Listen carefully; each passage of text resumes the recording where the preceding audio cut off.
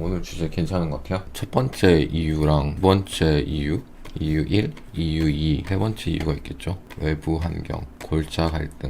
맨날 얘기하는 이별 이유 네 가지가 골자, 외부, 1번, 2번, 3번, 4번, 선택, 감정, 환승. 크게 네 가지가 있고, 여기서 이제 세 가지로 쪼개지면서 제외하는 방법도 12가지거든요. 90%는 마음이 없으니까 이별하겠죠. 그때 하는 말들은 핑계죠. 3번이라든가 4번에 해당되겠죠. 1번이랑 2번 같은 경우는 마음이 있는데도 헤어지는 경우가 많죠. 90% 정도는 마음이 없어서 복합적일 때도 있어요. 이별이 제일 중요한 게 상담에 있어서 또는 재회에 있어서, 지금 제 채널 보시는 분들은 다 재회 때문에 채널을 보시잖아요. 거기서 이제 카톡으로 연락하는 경우는 12가지 방법 중에 한 가지 방법일 뿐이에요. 대부분의 재회는 1번, 2번, 3번, 4번 중에서 어떤 거에 해당하는지 분석하는 게 제일 중요하죠. 첫 번째 이제 골자 갈등 같은 경우에는, 이거는 무슨 뜻이냐면 갈등이 깊다, 매번 다투기만 하는 커플, 답 없이. 여기서 이제 답이 없는 게 중요해요. 두 번째 같은 경우에는 반복되는 상대방이 갑질이라고 표현하는데, 서로 싸우면 상승점이 높다, 즉 심하게 싸우는 건데 우린 변할 수 없어. 갈등에서 중요한 게, 필요한 갈등은 해야 되는데 불필요한 소모적인 갈등, 이게 골자 갈등을 만드는 핵심 요소죠. 골자 갈등 같은 경우에는 맞는 분석을 하는 게 제일 중요해요. 제일 많이 볼 수 있는 예시가 뭐냐면요, 주변에서 항상 있는 매번 싸우고 다투고 다시 붙고 다시 싸우고 다시 헤어지고 붙고 그런 커플. 그리고 뭐라고 할까, 여기에 들어가면은 언어가 좀 저질이 돼요. 카톡을 보면은 이건 어떻게 보면은 인식 저하랑도 연결이 되는데, 오늘 저한테 이제 지금 질문 주시고 싶으신 분들 중에서요, 본인이 이제 골자 갈등에 해당한다고 생각하는 사람은 질문을 주시면 될 것 같아요. 제일 알기 쉬운 게, 우리 절대 안 변할 거잖아, 우린 안 돼, 이런 식으로. 네, 맞아요. 상대나 저나 둘 다 자기가 맞다고 싸웠다, 소통 부재, 내 말이 맞다. 뭔가 이 설득하는 언어 사용법이 정말 잘못된 거죠. 서로 대화는 하고 있는데 소통이 안 되는 경우, 인식이 굉장히 안 좋게 박힌 경우도 골자 갈등으로 볼 수 있어요. 이게 제일 중요하죠. 둘 다 문제인데 하나만 고친다고 답이 있나요? 네, 이 부분으로 넘어갈게요. 질문이 좋아가지고. 둘 다 문제인데 남자랑 여자랑 한쪽이 고친다고 해결됨? 여기서 이제 중요하게 우리가 알아봐야 될 거는, 재회를 원하면 어쩔 수 없이 내가 낮은 프레임, 저 프레임으로 깔고 들어가야 돼. 재회에 대한 니즈가 중요하겠죠. 이 경우에는 방법이 이제 세 가지죠. 첫 번째, 그냥 받아들인다. 두 번째, 언어 실력 향상. 세 번째, 어떤 정도의 룰을 정한다. 협약. 3번 같은 경우에는 상대방도 의지가 있어야 돼요. 지금 6666님이 대답해주신, 이제는 숨 막히고 지친다면서 헤어지는 경우가 완벽하게 제가 늘 얘기하는 골자 갈등이에요. 성향의 문제가 골자 갈등이죠. 자기 말이 옳다고 하면서 가스라이팅 하는 것도 골자 갈등이고, 한쪽이 고치면 재회를 하게 되면서 이후에도 계속 그 사람이 의리되게 되나요? 이게 제일 중요한 거지. 내가 1번을 선택했을 때 의리되잖아. 근데 이게 계속해서 의리되느냐? 근데 이 1번을 선택했을 때는 내가 이제 낮은 프레임에서 상위 프레임으로 올리는 기술을 알고 있어야 돼요. 가장 먼저 만드는 게, 여기서 나오는 것들이 이제 공의존, 그러니까 의존도를 높이는 거죠. 중독성. 사실은 이 세 가지 아이템을 가지고 을에서 갑으로 전환을 시키는 거예요. 호타님 말이 맞죠? 생각이 차이가 없을 수는 없는 거고, 연애에서 이제 가스라이팅을 어느 정도 하는 게 필요악 아닌가요? 맞는 말인 것 같아요. 갑이 되기 위해서는 필요악 조건들이 필요해요. 그래서 여기서 이제 어떤 걸 한번 풀어서 얘기를 해볼까요? 골자 갈등이 있었고 상대가 그것 때문에 힘들어했지만 저는 그걸 인지 못하고 가스라이팅을 너무 당해서 이제 당하지 않으려고요. 옆길로 세면 안 되는데 질문을 받다 보면 자꾸 내가 옆길로 세는데, 존버가 이렇게 기본적인 재회 방식에서는 거의 가장 좋긴 해요. 존버 솔루션을 많이 내려가지고 얘기를 하면은, 존버라는 게 일단 그냥 무한정 기다리는데, 무한정 기다리면은 당연히 확률은 두 개잖아요. 연락이 올 수도 있고 안 올 수도 있다. 근데 일정 기간 이상 지나고 나서 연락을 하게 되면은 힘을 많이 받아요. 무슨 얘기냐면은, 존버를 어느 정도 일정 기간 숙성을 시켜놨다가 그 뒤에 뭔가를 해야지 공백 때문에 힘을 받거든요. 내가 하는 말이 설득력을 가지고, 상대방 입장에서는 얘가 생각을 많이 하고 왔구나, 또는 내가 이번에 얘랑 커뮤니케이션 안 하면은 얘는 여태까지 이렇게 기다렸던 애니까 정말 끝이구나, 이 메시지가 전달이 돼야 돼요. 근데 이미 이전에 계속해서 이것저것 하고 또 지금 또 무언가를 하려고 하면은 사실상 뭘 해도 상대방한테 들어가는 메시지는 얘는 그냥 나한테 연락하는 마음이 되게 가볍게 느껴지고 얘가 무슨 말을 해도 설득력을 잃게 된단 말이에요. 전보통한 인스타로 공개하는 건 괜찮죠. 깐새우님 같은 경우에는 좀 암담하긴 해요. 편지 전달하고 연락을 줄게라고 했는데 편지까지 전달하면 정말 센 메시지를 전달한 거거든요. 그런데도 불구하고 아직도 소식이 없다면은 존버가 답은 아니고 그냥 연락해서 소통해보고 안 되면 이제 포기한다는 마음으로 거의 최후 통첩으로 가야 될 것 같아요. 네, 크리스마스를 목표로 잡고 있어요. 그때 안 되면은 손절하려고요. 저도 좋은 생각인 것 같은데 그렇게 하면은 이게 상대방은 모르잖아요. 내가 정말 마지막으로 연락한 건지 아닌지. 근데 늘 현실에서는 상대방한테 그 메시지가 전달돼요. 알아요? 지금 여기 써놨잖아요. 골자 갈등으로 차인 경우 재배 방법. 아직까지 조금 오픈하기 그런데 제가 좀 뭔가를 더 만들면서 오픈을 해줘야 되는데 유튜브 만든 지 4달 만에 제가 가지고 있던 기술셋을 탈탈 털렸어요. 그래서 요새 상담할 때 너무 힘들다니까요. 최후 통첩은 이제 진짜 자주 쓰는 게 아니에요. 그거를 자주 쓰면 최후 통첩이 아니지. 정말 말 그대로 마지막에 한 방인데 그걸로 이제 말도 안 되는 재회가 될 때가 가끔 있죠. 안세용님 같은 경우는 힘을 받은 건데 한 달 존버하고 이름 부르고 뭐하냐고 진행해서 몇 마디 짧게 나누다가 왜 연락했냐라고 물어서 그냥 궁금해서 라고 말하니 응 하고 대화를 끊었네요. 연락한 지 일주일 지났어요. 저 때 되게 잘했었어요. 톡을. 톡 잘하는 거는 제가 영상에 계속 올리잖아요. 그때 카톡 스킬이 엄청 필요한 거죠. 저런 상황에서는 이제 카톡이든 대리카톡이든 그걸 통해 가지고 재회를 만들죠. 그때가 아슬아슬한 거거든요. 제가 얘기하는 바둑 두는 상황이고 진짜 문자 하나만 잘못 보내도 그냥 삑살이 나는. 존버가 이제 가장 쉽잖아요. 그래서 골자 갈등에서 이제 중요한 문제. 한쪽이 고친다고 이게 해결이 되느냐. 한쪽이 고친다고 해결이 안 되죠. 서로 같이 고쳐야 되는데 그러면은 일단 제일 좋은 건 뭐냐. 현실에서는 불가능하지만 심리상담센터를 가는 게 제일 좋아요.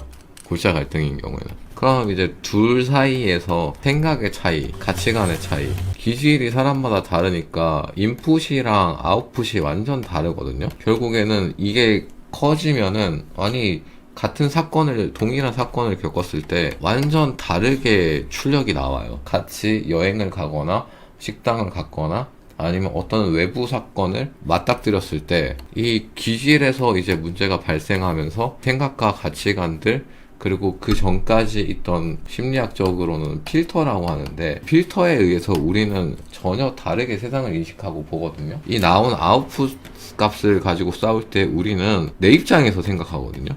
그러니까 무슨 얘기냐면 상대방을 두고 내가 상대방이라면 하고 생각을 하는데 그것보다 한 단계 더 나아가야 되는 게 상대방의 기질을 이해하면서 얘기를 해야 되는데 상대방의 기질을 판단하지 않고 그냥 내가 상대방이라고 생각하고 대화를 하는 게 문제예요. 골자 갈등에서 제일 근본적인 문제가 뭐냐면요. 일단 제일 중요한 핵심이 골자 외부 건태 환승. 이게 제일 핵심이에요. 이걸 잘 분석하면 재회에 대한 답이 무조건 나와요. 이 4가지 중에서 당신이 어디에 택한다. 이거를 정말 잘 알기 때문에 이거를 무기로 삼았는데 요즘 산으로 간 느낌이 많이 드는 거죠. 아스퍼거 같은 경우에는 이제 거울신경세포가 거의 없게 태어난 거예요. 감정을 공유도 못 받고 잘 못 느껴요. 그래서 마음이 있는데 이별하는 남자 이거 정리를 하면은 여기서 이제 골자 갈등으로 헤어진 경우에 대해서 이야기를 통해서 한번 설명을 해볼게요. 여러분들은 이야기를 듣는 걸 재밌어 할 테니까. 남자가 있고 여자가 있고 이 여자가 내담자였어요. 남자가 이제 이별하는 상황에서 울었어요. 이건 뭐예요? 2가지예요. 원래 잘 우는 사람. 이거는 뭐냐면 그냥 이별하는 상황이 슬픈 거야. 그래가지고 그냥 원래 울어. 그냥 울어야 될 것 같아서. 이 경우를 제외하고는 자녀 감정이 매우 높은 거지. 그러다 보니까 이제 막 눈물을 펑펑 흘리는 거예요. 이 남자가 헤어지는 게 여자분은 굉장히 현실적이에요. ESTJ에 가까울 거고 남자분은 아무래도 그냥 예시를 들어드릴게요. INFP라고 가정을 할게요. 그러면 이제 남자 같은 경우에는 생각이 엄청 깊어요. 근데 여기서 제가 봤을 때 쓸데없는 생각이 80%. 근데 이런 경우에는 자기 생각이 쓸데없다는 걸 아니까 얘기를 하지 않아요.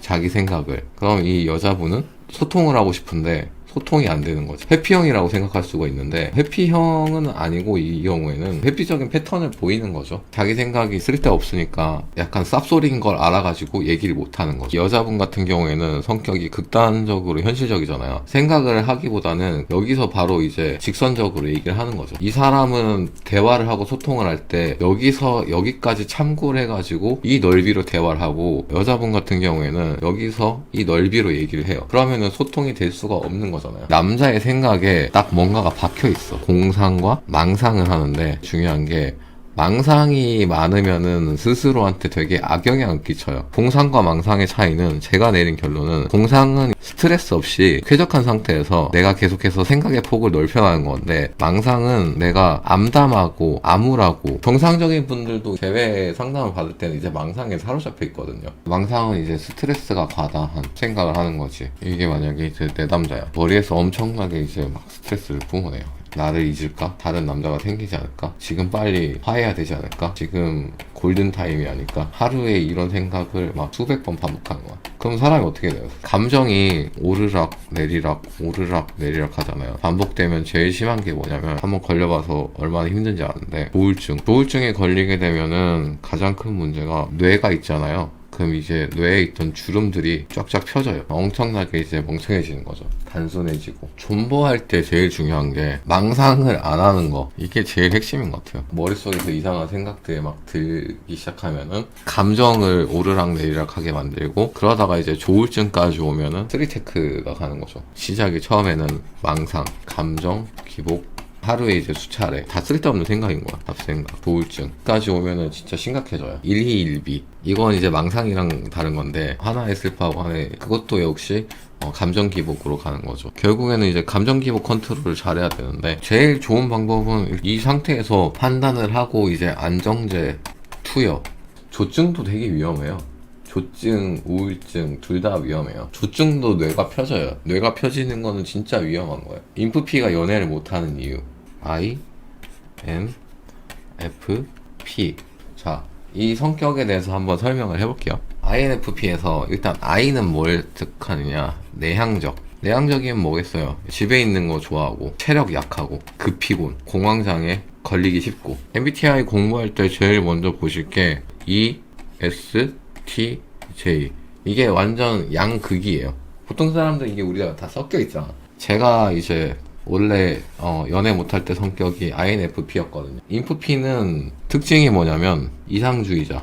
그건 뭐예요? 현실과 공상의 길이가 길다는 얘기예요. ESTJ 같은 경우에는 현실적이니까 현실과 생각의 거리가 짧아요. 부딪힐 수밖에 없어. 이거랑 vs 배틀을 붙으면. 연애 잘하게 되는 필살기 중에 하나가 I랑 S랑 교차점을 만들고 T랑 F랑 교차점을 만들었어요. 그러면서 이제 가장 먼저 없어진 게 잡생각 진짜 많이 했거든요. 없어지고, 기다리는 거 잘하고. INFP에서 가장 치명적인 게 혼자 있는 거 못하는 사람. 원래 기본적으로 INFP는 혼자서 잘 놀거든요. 혼자서 잘 못 노는, 내가 INFP인데 혼자 있는 거 잘 못하는 사람 있죠. 의존적 성향. 이건 진짜 치명적이야. 중독 잘 되고, 연애는 거의 나가리 나는 거지. 그러니까 혼자 놀기를 잘 하면 그나마 괜찮아. 근데 제가 INFP에 혼자 있는 걸 못했거든요. 연애를 무조건 못하게 되는 거예요. 그래서 제가 INFP가 이제 호구, 이 성향이 괜찮다고 생각하는 거에는 투자율이 높아요. 투자율은 내 시간, 금전, 에너지, 이 세 가지 투자나잖아요. 이거를 생각 안 하고 해. ENFP 호구? ESTJ는 호구가 거의 아예 없어요. 여러분 중에서 ESTJ인데 호구가 있다라면은 이거는 기질 검사를 잘못한 거예요. 얘네들은 절제 잘하고 현실적이니까 내가 아무리 어떤 비용을 투자할 때 오답이다 생각하면은 투자를 안 해요. 얘네들은. 연애에서 가장 크게 맥락이 잡히겠죠. 남자 2명이 있어요. 너무 쉬운 퀴즈지만 한번 맞춰보면은, 소개팅을 했어. 이 남자의 생각은 이래요. 얘가 나한테 시그널이 있는데 애매한데 만난다. 반면에 이 남자 같은 경우에는 이 사람을 좋아해. 그리고 얘는 어떻게 하면은 사람까지는 아니지만 괜찮을 것 같아. 근데 얘는 이 2번, 1번 나한테 호감이 없다, 2번 호감이 있는데 내 마음이 2번한테는 없다. 그럼 얘는 무조건 일로 가요. 그럼 얘는 INFP 이렇게 나오는 거지. 공감들 많이 하시네요. 그럼 INFP가 연애를 잘하려면 어떻게 해야 돼요? INFP가 연애 잘하는 방법. 졸라 상위 포식자가 돼야 돼. 또는 언어의 마술사. 즉 이거는 인텐시브 레벨을 높이거나 컨텍스트 레벨을 높이거나 둘 중에 하나 가야죠. 저는 INFP 때 일단 컨텍스트 레벨을 높이고 인텐시브 레벨을 높여가지고 S랑 T로 바꿔주면서 내력도 길렀어요. 이거를 정리를 하면은 1번 인텐시브 레벨은 이거 뭐 라이브 본 사람 다 알죠? 올리는 게 개빡세고 10년이 걸리니까 2번 컨텍스트 레벨 이거로 올려. 이거는 1년이면 돼. 빠르게 내구성 올리는 거. 저 같은 경우에는 N을 S랑 겹치게 만들고 F를 T랑 겹치게 만들고. 내용이 좀 어려울 수 있는데 인텐시브 레벨은 제일 쉽게 여러분한테 설명해 드릴게요. 전달되면 돼요. 현실 세계에서 전달되기 어렵잖아. 아니면 돈이 겁나 많으면 돼. 인텐시브 레벨 이해하기 쉽게 안 들은 사람들에게서 외모, 돈, 집안, 학벌, 우리가 생각하는 속세에 대한 물질이게 업그레이드. 컨텍스트 같은 경우에는 말빨. INFP가 말빨 공부하는 게 빨라요. 텍스트를 읽을 때는 얘가 언어로 이제 얘기를 하겠지. 우리 뭐 할까? 이렇게 얘기를 던졌어요. 여기서 보면은 이게 우리 뭐 할까가 여러 가지가 있어. 오늘은 피곤하니 집 가자. 배고픈데 밥 네가 사줄래? 너랑 헤어질 생각이야. 이게 우리 뭐 할까에 들어갈 수가 있어요.